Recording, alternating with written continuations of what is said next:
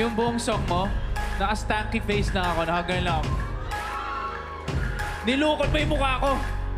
Siyempre, tatanungin natin yung Clash panel kung ano masabi nila. Speechless muna sila daw. Ako daw muna. Okay, what a great performance, Venus.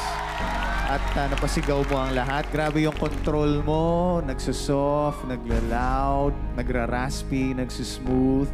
So, I really enjoyed that powerful performance. Salamat. Ang galing naman.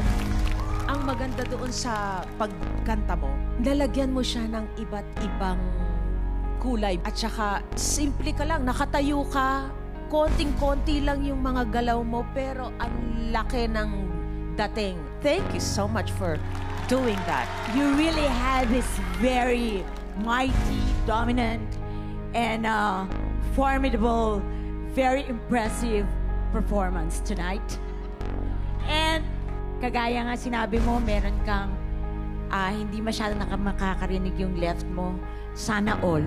Kasi ako parehong nakakarinig.